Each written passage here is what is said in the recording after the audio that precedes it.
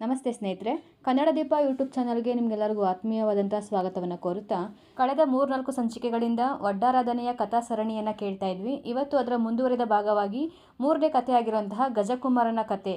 ಈ ಕಥೆಯ ಸಾರಾಂಶ ಏನು ಅಂತ ಇವತ್ತಿನ ಸಂಚಿಕೆಯಲ್ಲಿ ತಿಳ್ಕೊಳ್ಳೋಣ.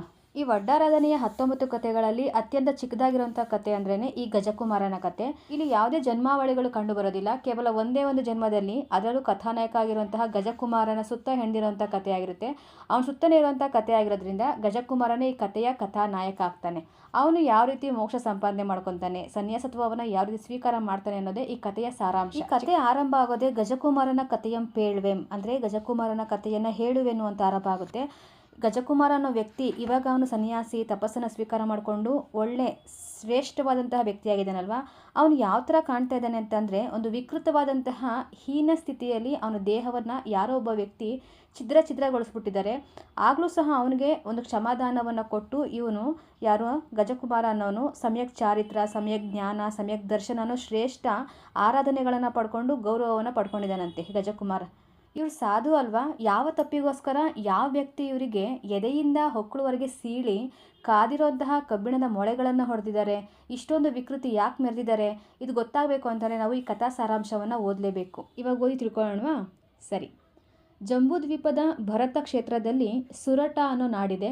ಆ ಸುರಟ ನಾಡಲ್ಲಿ ದ್ವಾರಾವತಿ ಅನ್ನೋ ಪಟ್ಟಣ ಇದೆ. ಎಲ್ಲಿ? ಸುರಟ ನಾಡು, ದ್ವಾರಾವತಿ ಅನ್ನೋ ಪಟ್ಟಣ. ಅದನ್ನು ಆಳ್ವಿಕೆ ಮಾಡ್ತಿದ್ದವನು ರಾಜ ಯಾರು ಅಂದರೆ ಅರ್ಧಚಕ್ರಿ ಅನಿಸ್ಕೊಂಡಿರುವಂತಹ ವಿಷ್ಣು. ದ್ವಾರಾವತಿ ಪಟ್ಟಣದ ರಾಜ ವಿಷ್ಣು ಆಗಿದ್ದಾನೆ.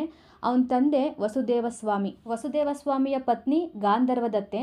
ನೋಡಿ, ಇಲ್ಲಿ ವಿಷ್ಣುವಿನ ತಂದೆ ತಾಯಿ ವಸುದೇವಸ್ವಾಮಿ ಮತ್ತು ಗಾಂಧರ್ವದತ್ತೆ ಅಂತ ಗೊತ್ತಾಯಿತು. ಇವರಿಬ್ಬರ ಪ್ರೀತಿಯ ಮಗ ಗಜಕುಮಾರ ಅಂತಂದರೆ ಈ ಗಜಕುಮಾರ ವಿಷ್ಣುವಿಗೆ ಸಹೋದರ ಆಗ್ತಾನಲ್ವಾ. ಬುಕ್ಕಲ್ಲಿ ಇದು ನೇರವಾಗಿ ಕೊಟ್ಟಿಲ್ಲ, ಆದರೆ ನಾವು ಅರ್ಥ ಮಾಡ್ಕೊಬೇಕಾದ್ರೆ ಹಿಂಗೆ ಅರ್ಥ ಮಾಡ್ಕೊಬೇಕು.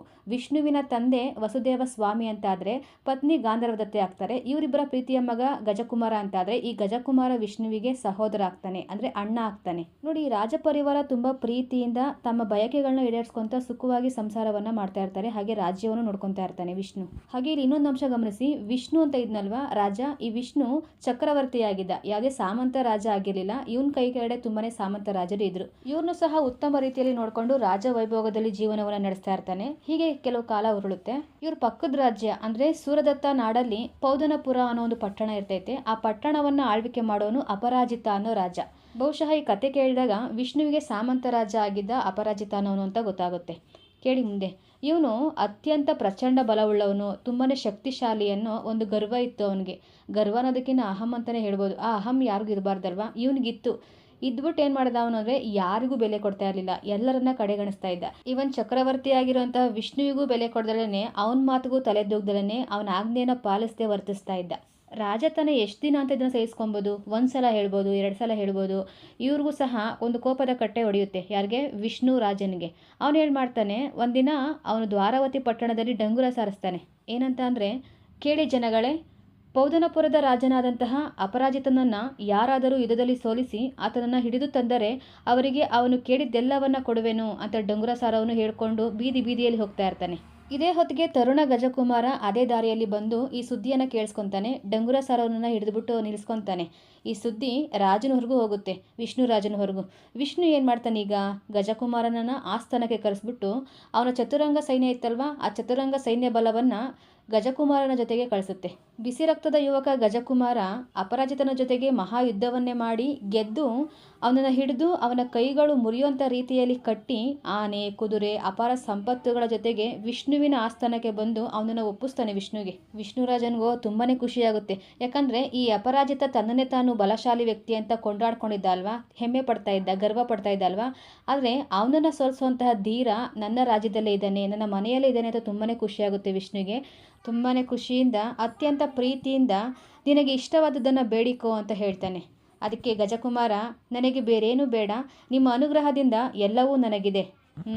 ಒಂದನ್ನು ಕೇಳುವೆನು, ನಿಮ್ಮ ರಾಣಿವಾಸ ಒಂದನ್ನು ಬಿಟ್ಟು ಈ ಪಟ್ಟಣದಲ್ಲಿ ನಾನು ನನಗೆ ಮೆಚ್ಚುಗೆಯಾದಂತಹ ಹೆಂಡಿರನ್ನು ಸ್ವೀಕರಿಸಿ ನನ್ನ ಇಚ್ಛೆಗೆ ಮೆಚ್ಚುಗೆಯಾದಂತೆ ಬಾಳುವೆನು. ಈ ಒಂದು ಬಹುಮಾನವನ್ನು ದಯಪಾಲಿಸಿ ಅಂತ ಕೇಳ್ತಾನೆ. ನೋಡಿ, ಇವನು ಕೇಳಿದ್ದು ತಪ್ಪು, ರಾಜ ಕೊಟ್ಟಿದ್ದು ತಪ್ಪಲ್ವಾ? ಯಾಕಂದರೆ ಇವನು ಮದುವೆ ಮಾಡ್ಕೊಂಡು ಸಂಸಾರ ಮಾಡ್ತಾ ಇಲ್ಲ, ಬೇರೆಯವ್ರು ಮದುವೆ ಮಾಡ್ಕೊಂಡಿರೋಂಥ ಹೆಂಡತಿಯರು ಇವ್ನಿಗೆ ಇಷ್ಟ ಆಯಿತು ಅಂದರೆ ಅವ್ರನ್ನ ಕರ್ಕೊಂಬಂದು ಬಾಳಿಸ್ತೀನಿ ಅಂತ ಹೇಳ್ತಾವನಲ್ಲ, ಇದು ತಪ್ಪಲ್ವಾ? ಸರಿ, ಮುಂದೆ ನೋಡಿ ಏನಾಗುತ್ತೆ ಅಂತ. ಈಗಾಗಲೇ ರಾಜ ನೀವು ಇಷ್ಟಪಟ್ಟಿದ್ದನ್ನು ಕೊಡ್ತೀನಿ ಅಂತ ಹೇಳ್ಬಿಟ್ಟಿದ್ದಾರಲ್ವ, ಹಾಗಾಗಿ ಈ ಗಜಕುಮಾರ ಹೇಳಿದ್ದನ್ನು ಸಹ ಅವ್ರು ಒಪ್ಕೊತಾರೆ. ಸರಿ, ನಿನಗಿಷ್ಟ ಆದಂಗೆ ನೀನು ನಡ್ಕೋ ಅಂತ ಹೇಳ್ಬಿಡ್ತಾರೆ. ಈಗಂತೂ ಗಜಕುಮಾರನಿಗೆ ತುಂಬಾ ಖುಷಿಯಾಗುತ್ತೆ. ಅತ್ಯಂತ ಆನಂದದಿಂದ ತಾನು ಬಯಸಿರೋಂತಹ ವಧುವನ್ನು ಆ ಪಟ್ಟಣದಲ್ಲಿರುವಂತಹ ವರ್ತಕ, ಬ್ರಾಹ್ಮಣ, ಒಕ್ಕಲಿಗ, ಕೊನೆಗೆ ಸಾಮಂತ ರಾಜರ ಹೆಂಡತಿಯರು ಅಂತಲೂ ನೋಡ್ದಲೇ ಒಳ್ಳೊಳ್ಳೆ ಹೆಂಡತಿಯರನ್ನು ಆರಿಸ್ಕೊಂಡು ತನ್ನ ಕಣ್ಣಿಗೂ ಮನಸ್ಸಿಗೂ ಮೆಚ್ಚುಗೆ ಆಗುವಂಥ ರೀತಿಯಲ್ಲಿ ತನ್ನ ಇಚ್ಛೆ ಪ್ರಕಾರ ಬೇರೆಯವ್ರ ಹೆಂಡತಿ ಜೊತೆ ಇವನು ಬಾಳ್ತಾ ಇರ್ತಾನೆ. ಇದು ಪರ್ಮನೆಂಟಾಗಲ್ಲ, ಅವ್ನಿಗೆ ಇಷ್ಟ ಬಂದಿದ್ದ ದಿನ ಮಾತ್ರ ಜೊತೆಗೆ ಇಟ್ಕೊತಾ ಇದ್ದ. ಹೀಗೆ ಇರಬೇಕಾದ್ರೆ ಅದೇ ಪಟ್ಟಣದಲ್ಲಿ ಪಂಗುಳ ಅನ್ನೋ ಅಕ್ಕಸಾಲಿಗ ಇರ್ತಾನೆ. ಪಂಗುಳ ಅನ್ನೋನು, ಈ ಪಂಗುಳನ ಹೆಂಡತಿ ವಸುಂಧರಿ. ಅವಳು ಎಷ್ಟು ಚೆನ್ನಾಗಿರ್ತಾಳೆ ಅಂತಂದರೆ ಅತಿರೂಪ ಲಾವಣ್ಯವತಿ, ಸ್ಫುರದ್ರೂಪಿ ಅಂತ ಹೇಳ್ಬೋದು. ಇವಳ ಮೇಲೂ ಸಹ ಗಜಕುಮಾರನ ಕಣ್ಬಿದ್ಬಿಡುತ್ತೆ. ಆಕೆಯನ್ನು ಕಂಡು ಅವಳಲ್ಲಿ ಮೋಹಿತನಾಗಿ ಆಸೆಪಟ್ಟು ಆಕೆಯನ್ನು ತನ್ನ ಮನೆಗೆ ಕರ್ಕೊಂಡೋಗಿ ಇಟ್ಕೊತಾನೆ ಅವಳ ಜೊತೆ ಬಾಳೋದಕ್ಕೆ. ಇದುವರೆಗೂ ಅದೆಷ್ಟೋ ಹೆಣ್ಣುಗಳ ಜೊತೆ ಇದೇ ಥರ ಮಾಡಿದಾನಲ್ವ, ಆದರೆ ಅವರಲ್ಲಿ ಯಾರೊಬ್ಬರು ಒಪ್ಪಿಗೆನೂ ಸಹ ಪಡ್ಕೊಂಡಿರೋದಿಲ್ಲ. ಯಾಕೆ ಹೇಳಿ? ರಾಜನೇ ಅಪ್ಪಣೆ ಕೊಟ್ಟಿದ್ದಾರಲ್ವ, ನೀನು ಇಷ್ಟ ಬಂದಾಗ ಮಾಡ್ಬೋದು ಅಂತ. ಹಾಗಾಗಿ ಪಾಪ ಇಲ್ಲಿ ಪಂಗುಳ ಇದ್ನಲ್ವ, ಹೆಂಡತಿ ಮೇಲೆ ತುಂಬಾ ಪ್ರೀತಿ ಇಟ್ಕೊಂಡಿದ್ದ, ಒಂದು ಸುಖ ಜೀವನ ಅಂತ ಹೇಳ್ಬೋದು. ಅಂಥದ್ರಲ್ಲಿ ಇವನು ಅಡ್ಡ ಬಂದ್ಬಿಟ್ಟ ಗಜಕುಮಾರ, ಹೆಂಡತಿಯನ್ನು ಕರ್ಕೊಂಡೋಗ್ಬಿಟ್ಟಿದ್ದಾನೆ. ಇವನಿಗೆ ಅದೆಷ್ಟು ದುಃಖ ಆಗಿರುತ್ತೆ ಅಂತಂದರೆ ಹಗಲು ಇರುಳು ಹೆಂಡತಿದೇ ಧ್ಯಾನ. ಏನಾಗ್ಬಿಟ್ಲು ಅವಳು, ಏನು ಹಿಂಸೆ ಕೊಡ್ತಾ ಇದ್ದಾನೋ, ನನ್ನ ಹೆಂಡತಿಗೆ ಇಂಥ ಸ್ಥಿತಿ ಬಂತಲ್ಲ ಅಂತ ತುಂಬ ನೋವಿನಲ್ಲಿ ಅದರಿಂದ ಹೊರಬರೋಕ್ಕಾಗ್ದಲೇ ಅಶಕ್ತನಾಗಿ ನನ್ನ ಹೆಂಡತಿ ಬೇರೆಯವನು ಕರ್ಕೊಂಡು ಹೋಗ್ತಾ ಇದ್ರೂ ಸಹ ನಾನು ತಡೆಯೋಕ್ಕಾಗಲಿಲ್ವಲ್ಲ, ಏನೂ ಮಾಡ್ದಲೇ ಇರೋಂಥ ಸ್ಥಿತಿಲಿ ಇದ್ನಲ್ವ ಅಂತ ತುಂಬ ದುಃಖಿತನಾಗಿ ಮನಸಲ್ಲೇ ಈ ಗಜಕುಮಾರನ ಮೇಲೆ ತುಂಬ ದ್ವೇಷವನ್ನು ಬೆಳೆಸ್ಕೊತಾನೆ, ತುಂಬ ಕೋಪಗೊಳ್ತಾನೆ ಅವನ ಮೇಲೆ. ಇದು ಕೇವಲ ಒಂದೆರಡು ದಿನದ ಕಥೆ ಆಗಲಿಲ್ಲ, ತುಂಬ ದಿನ ಹೀಗೆ ಕಳೆಯುತ್ತೆ. ಅವಳು ವಾಪಸ್ ಬರೋದೇ ಇಲ್ಲ ಇಲ್ಲಿಗೆ. ಅಂದರೆ ಅಕ್ಕಸಾಲಿಗನ ಹೆಂಡತಿ ವಸುಂಧರೆ ವಾಪಸ್ ಬರೋದೇ ಇಲ್ಲ ಮನೆಗೆ, ಅವನೇ ಇರಿಸ್ಕೊಂಡ್ಬಿಟ್ಟಿರ್ತಾನೆ. ಪಾಪ ಈ ಅಕ್ಕಸಾಲಿಗನ ಆರ್ತನಾದವನ್ನು, ದುಃಖವನ್ನು ಆಲಿಸಿದಂತಹ ದೇವರು ಆ ಪಟ್ಟಣಕ್ಕೆ, ದ್ವಾರಾವತಿ ಪಟ್ಟಣಕ್ಕೆ ಅರಿಷ್ಟನೇಮಿಯ ತೀರ್ಥಂಕರರನ್ನು ಕಳಿಸ್ತಾರೆ. ಇದು ನಾನು ಹೇಳ್ತಾ ಇರೋದಷ್ಟೇ. ಅರಿಷ್ಟನೇಮಿಯ ತೀರ್ಥಂಕರ ಅಲ್ಲಿಗೆ ಬರ್ತಾರೆ. ಏನಕ್ಕೋಸ್ಕರ ಬಂದರು ಅಂತ ಅಂದರೆ ಅವರು ಅನೇಕ ಒಂದು ಗ್ರಾಮ, ಕರ್ವಾಡ, ಕೇಡಾಲೆಲ್ಲ ಸಂಚಾರ ಮಾಡ್ಕೊತ, ಧರ್ಮೋಪದೇಶವನ್ನು ಮಾಡ್ಕೊತ, ಸಭೆಗಳನ್ನ ಮಾಡ್ಕೊತ ದ್ವಾರಾವತಿ ಪಟ್ಟಣಕ್ಕೆ ಬಂದು ತಂಗ್ತಾರೆ. ಬಹುಶ್ರೇಷ್ಠ ಮುನಿಗಳು ನಮ್ಮ ಪಟ್ಟಣದಲ್ಲಿ ತಂಗಿದ್ದಾರೆ ಅನ್ನೋ ಸುದ್ದಿಯನ್ನು ಕೇಳಿಸ್ಕೊಂಡಂಥ ರಾಜ ವಿಷ್ಣು ತಮ್ಮ ಗಜಕುಮಾರನ ಜೊತೆಗೆ ಹೋಗಿ ಅವರಿಗೆ ನಮಸ್ಕಾರವನ್ನು ಮಾಡಿ ಪೂಜಿಸ್ತಾರೆ. ಇದೇ ಸಮಯಕ್ಕೆ ನೋಡಿ, ಇವರಿಬ್ಬರು ಬಂದು ನಮಸ್ಕಾರ ಮಾಡಿದಾರಲ್ವಾ, ಇದೇ ಸಮಯಕ್ಕೆ ಅರಿಷ್ಟನೇಮಿ ಅಲ್ಲೂ ಸಹ ಒಂದು ಸಭೆಯನ್ನು ಏರ್ಪಾಡು ಮಾಡಿಕೊಂಡಿರ್ತಾರೆ. ಆಲ್ರೆಡಿ ಸಭೆ ಜರುಗ್ತಾ ಇರುತ್ತೆ, ಅಲ್ಲಿ ಧರ್ಮೋಪದೇಶವನ್ನು ಮಾಡ್ತಾ ಇರ್ತಾರೆ. ಏನೆಲ್ಲ ಅಂಶಗಳನ್ನ ಹೇಳ್ತಾರೆ ಅಂತಂದರೆ, ಧರ್ಮದ ಕುರಿತು ಹೇಳಬೇಕಾದ್ರೆ ಅವರು ಕೂಡಬಾರದವರಲ್ಲಿ ಕೂಡಿದ್ರು, ಅನ್ಯರ ಕುಲಾಂಗನಿ ಅಂದರೆ ಅನ್ಯರ ಪತ್ನಿಯ ಜೊತೆ ನಾವು ಬಾಳ್ವೆನ ನಡೆಸಿದ್ರು ಸಹ ನಮಗೆ ದುರ್ಗತಿಗಳು ಬರ್ತವೆ, ಅನೇಕ ದುಃಖಗಳು ಬರ್ತವೆ ಅಂತ ಹೇಳ್ತಾ ಇರ್ತಾರೆ. ಅಲ್ಲೇ ಪಕ್ಕದಲ್ಲಿ ನಿಂತ್ಕೊಂಡು ಗಜಕುಮಾರ ಈ ಮಾತನ್ನೆಲ್ಲ ಕೇಳಿಸ್ಕೊತಿದ್ದ ಅಲ್ವಾ, ಅವನು ಇಷ್ಟು ದಿನ ಮಾಡಿದ ಇದೇ ಕೆಲಸನೇ. ಈಗ ಅವನಿಗೆ ಈ ಜಿನೇಶ್ವರ ಸ್ವಾಮಿ ಹೇಳಿದ್ದು ಯಾವತ್ತೂ ಸುಳ್ಳಾಗೋದಿಲ್ಲ, ಹಾಗಾಗಿ ನಾನು ಇನ್ಮೇಲೆ ಇದು ಯಾವುದು ಮಾಡಬಾರ್ದು ಅಂತ ಅವನು ಭೋಗಕ್ಕೆ ಹೇಸ್ತಾನೆ. ಅಂದರೆ ಅವನು ಇಷ್ಟು ದಿನ ಎಷ್ಟು ಸುಖವಾಗಿದ್ನೋ ಅದೆಲ್ಲ ಒಂದು ಹೇಸಿಗೆ ಸಮಾನ ಅಂತ ಮನಸಲ್ಲೇ ಅನ್ಕೊತಾನೆ. ನಾನೆಂಥ ಪಾಪ ಕಾರ್ಯ ಮಾಡಿದೆ, ಇನ್ಮೇಲೆ ಯಾವತ್ತೂ ನಾನು ಈ ಒಂದು ಭೋಗ ಸುಖಕ್ಕೆ ಆಸೆ ಪಡೋದಿಲ್ಲ ಅಂತ ಅವನ ಮನಸ್ಸಲ್ಲೇ ವೈರಾಗ್ಯ ಉಂಟಾಗುತ್ತೆ. ವೈರಾಗ್ಯ ಉಂಟಾಯಿತು ಅಂದರೆ ಇನ್ನು ರಾಜ್ಯಕ್ಕೆ ಹೋಗೋದಕ್ಕಾಗೋದಿಲ್ಲ ಅಲ್ವಾ. ಹಾಗಾಗಿ ಅರಿಷ್ಟನೇಮಿಯ ಪಕ್ಕದಲ್ಲೇ ಕುತ್ಕೊಂಡು ಎಲ್ಲವನ್ನ ಬಿಟ್ಟು ತಪಸ್ಸನ್ನು ಆಚರಣೆ ಮಾಡಿ, ಅತ್ಯಂತ ಉಗ್ರವಾದಂಥ ತಪಸ್ಸನ್ನು ಆಚರಿಸಿ 12 ವರ್ಷಗಳ ನಂತರ ನಗರ, ಖೇಡ, ಕರ್ವಾಡ, ಪಟ್ಟಣ, ದ್ರೋಣಮುಖಗಳಲ್ಲಿ ಸಂಚಾರ ಮಾಡಿಕೊಂಡು ಆಮೇಲೆ ಮತ್ತೆ ದ್ವಾರಾವತಿಗೆ ವಾಪಸ್ ಬರ್ತಾನೆ. ಇಷ್ಟೊತ್ತಿಗಾಗಲೇ ಕೆಲವೊಂದಿಷ್ಟು ವಿದ್ಯೆಗಳನ್ನ ಸಿದ್ಧಿಸ್ಕೊಂಡಿದ್ರಲ್ವ. ದ್ವಾರಾವತಿಗೆ ಬಂದ್ಬಿಟ್ಟು ರೇವತ ಅನ್ನೋ ಉದ್ಯಾನವನದಲ್ಲಿ ರಾತ್ರಿಯ ವೇಳೆ ಪ್ರತಿಮೆಯ ರೂಪದಲ್ಲಿ ನಿಂತ್ಕೊಂಡು ತಪಸ್ಸನ್ನು ಮಾಡ್ತಾ ಇರ್ತಾರೆ.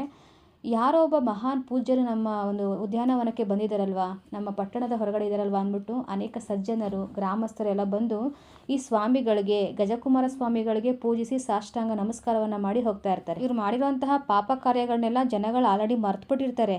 ಆದರೆ ಪಂಗುಳ ಅಕ್ಕಸಾಲಿಗ ಇದ್ನಲ್ವ, ಅವ್ನು ಮಾತ್ರ ಮರೆಯೋದಿಲ್ಲ. ಅವ್ನ ಮನಸ್ಸಲ್ಲಿ ಇವನ ಬಗ್ಗೆ ಹಗೆತನ ಉಂಟಾಗಿತ್ತಲ್ವ, ಆಗ್ಲೇನೆ ತನ್ನ ಹೆಂಡತಿಯನ್ನು ತನ್ನಿಂದ ದೂರ ಮಾಡ್ದ, ಅಗಲಿಕೆಯ ನೋವನ್ನು ತಂದುಕೊಟ್ಟ ಅಂತ ಆ ಸಿಟ್ಟು, ಕೋಪ, ತಾಪ ಎಲ್ಲ ಇನ್ನೂ ಹಾಗೇ ಇರುತ್ತೆ. ಇಲ್ಲಿ ಜನಗಳು ಯಾರಿಗೆ ಸಾಷ್ಟಾಂಗ ನಮಸ್ಕಾರವನ್ನು, ಪೂಜೆ ಪುನಸ್ಕಾರವನ್ನು ಮಾಡಿ ಹೋಗ್ತಾ ಇದ್ದಾರೆ ಅಂತ ಅವ್ರ ಹತ್ರನೇ ಕೇಳಿ ತಿಳ್ಕೊತಾನೆ. ಬಂದಿರೋದು ಗಜಕುಮಾರ ಸ್ವಾಮಿ ಅಂತ ಗೊತ್ತಾಗುತ್ತೆ ಇವನಿಗೆ. ಅದೆಷ್ಟು ಖುಷಿ ಪಡ್ತಾನೆ ಅಂತ ಅಂದರೆ, ನನ್ನ ಶತ್ರುವನ್ನು ಹೊಡೆಯೋದಕ್ಕೆ ಒಂದು ಒಳ್ಳೆ ಅವಕಾಶ ಸಿಕ್ತು ಅಂತ ತುಂಬಾ ಖುಷಿ ಪಡ್ಕೊತಾನೆ. ಇದೇ ಖುಷಿನಲ್ಲಿ ಉದ್ದ ಮತ್ತು ದಪ್ಪವಾಗಿರುವಂಥ ಕಬ್ಬಿಣದ ಹಲವಾರು ಮೊಳೆಗಳನ್ನು ತಗೊಂಡು ರೇವತ ಉದ್ಯಾನವನಕ್ಕೆ ಬರ್ತಾನೆ. ಯಾಕಲ್ಲಿಗೆ ಬರ್ತಾನೆ ಹೇಳಿ? ಅಲ್ಲಿ ಗಜಕುಮಾರ ಸ್ವಾಮಿ ಪ್ರತಿಮೆಯ ರೂಪದಲ್ಲಿ ತಪಸ್ಸನ್ನು ಮಾಡ್ತಾ ಇರ್ತಾರಲ್ವ, ಅವರನ್ನು ಕೊಲ್ಲಬೇಕು ಅಂತ ರೇವತ ಉದ್ಯಾನವನಕ್ಕೆ ಬಂದಿರ್ತಾನೆ.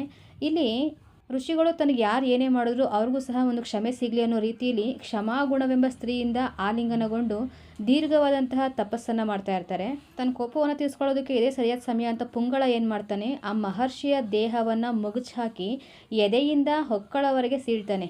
ಹಸಿಯಾದಂಥ ಚರ್ಮದ ಪದರಗಳು ತಾಗುವಂಥ ರೀತಿಯಲ್ಲಿ ತಾನು ತಂದಿರುವಂತಹ ಕಬ್ಬಿಣದ ಮೊಳೆಗಳನ್ನು ಕಾಯಿಸಿ ಅವನ ದೇಹದಿಂದ ನೆಲಕ್ಕೆ ತಾಗುವಂಥ ರೀತಿಯಲ್ಲಿ ಆ ಮೊಳೆಗಳನ್ನು ಹೊಡಿತಾನೆ.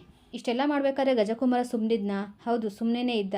ಆತನಿಗೂ ಸಹ ಒಂದು ಕ್ಷಮೆಯನ್ನೇ ಭಾವಿಸ್ಕೊಂಡು ಮನಸ್ಸಲ್ಲಿ ಅವನಿಗೂ ಸಹ ಕ್ಷಮೆಯನ್ನು ಸಿಗಲಿ ಅಂತ ಅಂದ್ಕೊಂಡು ಧರ್ಮಧ್ಯಾನ, ಶುಕ್ಲ ಧ್ಯಾನಗಳನ್ನು ಧ್ಯಾನಿಸ್ತಾ ರತ್ನತ್ರಯವನ್ನು ಸಾಧಿಸಿ ಸಮಾಧಿ ಮರಣದಿಂದ ಸತ್ತು ದೇವಲೋಕದಲ್ಲಿ ಸೌದಕ್ಕೆ ಕಲಶದಂತಿರುವಂತಹ ಸರ್ವಾರ್ಥ ಸಿದ್ಧಿ ಎಂಬ ಸ್ವರ್ಗದಲ್ಲಿ 33 ಸಾಗರದಷ್ಟು ಆಯುಷ್ಯವುಳ್ಳ, ಒಂದೇ ಮೊಳ ಅಳತೆಯುಳ್ಳ, ಬಿಳಿಯ ತಾವರೆಯ ಬಣ್ಣವುಳ್ಳ ಅಹಂ ಇಂದ್ರದೇವನಾಗಿ ಹುಟ್ಟುತ್ತಾನೆ. ಇಲ್ಲಿಗೆ ಗಜಕುಮಾರನ ಕಥೆ ಮುಗಿಯುತ್ತೆ. ನೋಡಿ, ಈ ಗಜಕುಮಾರ ಎಂತಹ ವೈಭವಯುತವಾದಂಥ ಜೀವನ ನಡೆಸ್ತಾ ಇದ್ದ. ತಾನು ಇಷ್ಟಪಟ್ಟಂಥ ಹೆಣ್ಣುಗಳ ಜೊತೆ ಇವನು ಬಾಳ್ವೆ ನಡೆಸ್ಬೋದಾಗಿತ್ತು. ಅಂತಹ ವೈಭವಯುತವಾದಂಥ ಜೀವನವನ್ನು ನಡೆಸ್ತಾ ಇದ್ದ. ಕೊನೆಗೆ ಋಷಿಮುನಿಗಳು ಧರ್ಮೋಪದೇಶ ಮಾಡ್ತಾರಲ್ವ, ಆ ಮೂಲಕ ಇವರು ವೈರಾಗ್ಯವನ್ನು ತಾಳ್ತಾರೆ. ಗಜಕುಮಾರ ಸ್ವಾಮಿ ಎಲ್ಲವನ್ನು ತ್ಯಜಿಸಿ ವೈರಾಗ್ಯವನ್ನು ತಾಳ್ತಾರೆ. ಕೊನೆಗೆ ಇವರಿಂದ ಅನ್ಯಾಯಕ್ಕೊಳಗಾಗಿರುವಂತಹ ಪುಂಗಳ ಅನ್ನೋ ವ್ಯಕ್ತಿ ಇವ್ರ ದೇಹವನ್ನು ಛಿದ್ರಗೊಳಿಸಿ ವಿಕೃತ ಮೆರೆದರೂ ಸಹ ಗಜಕುಮಾರ ಅವರಿಗೆ ಕ್ಷಮಾದಾನವನ್ನು ಕೊಡ್ತಾರೆ. ಇಷ್ಟೆಲ್ಲ ನೋವನ್ನು ಸಹಿಸಿಕೊಂಡು ರತ್ನತ್ರಯವನ್ನು ಸಾಧಿಸಿದ್ರ ಫಲನೇ ಅವರಿಗೆ ಮೋಕ್ಷ ಸಿದ್ಧಿ ಆಗುತ್ತೆ. ಮೋಕ್ಷ ಪಡ್ಕೊಂಡಿರುವಂತಹ ಗಜಕುಮಾರ ಮತ್ತೆ ಸ್ವರ್ಗಲೋಕದಲ್ಲಿ ಹುಟ್ಟುತ್ತಾರೆ. ಈ ಕಥೆಯನ್ನು ಕೇಳುವಂತಹ ಯಾವುದೇ ಆರಾಧಕರು ಗಜಕುಮಾರ ಯಾವ ರೀತಿ ಉಪಸರ್ಗಗಳನ್ನು, ನೋವುಗಳನ್ನು ಸಹಿಸ್ಕೊಂಡ್ರಲ್ವ, ಅದೇ ಥರನೇ ಹಸಿವು, ಬಾಯಾರಿಕೆ, ಸುಡುವಿಕೆ, ವಾತ, ಸಿಡಿತ ಅನೇಕ ಉಪಸರ್ಗಗಳನ್ನು, ನೋವುಗಳನ್ನು ಸಹಿಸಿಕೊಂಡು ರತ್ನತ್ರಯವನ್ನು ಸಾಧಿಸಿ ಸಮಾಧಿ ಮರಣದಿಂದ ಸತ್ತು ಸ್ವರ್ಗ ಮೋಕ್ಷ ಸುಖಗಳನ್ನು ಬೇರೆಯವರು ಸಹ ಪಡೀಲಿ ಅನ್ನೋದು ಈ ಗಜಕುಮಾರ ಕಥೆಯ ಸಾರಾಂಶ. ಇದು ಚಿಕ್ಕ ಕಥೆ ಆಗಿರೋದ್ರಿಂದ ತುಂಬ ಚೆನ್ನಾಗಿ ಅರ್ಥ ಆಗಿದೆ ಅಂತ ಅಂದ್ಕೊಂಡಿದ್ದೀನಿ. ಅರ್ಥ ಆಗಿದ್ರೆ ದಯವಿಟ್ಟು ಲೈಕ್ ಮಾಡಿ, ಶೇರ್ ಮಾಡಿ, ಹಾಗೆ ಸಬ್ಸ್ಕ್ರೈಬ್ ಮಾಡ್ಕೊಳ್ಳಿ. ನಿಮ್ಮ ಅನಿಸಿಕೆ ಅಭಿಪ್ರಾಯಗಳನ್ನು ಕಮೆಂಟ್ ಬಾಕ್ಸಲ್ಲಿ ಹೇಳಿ. Thank you.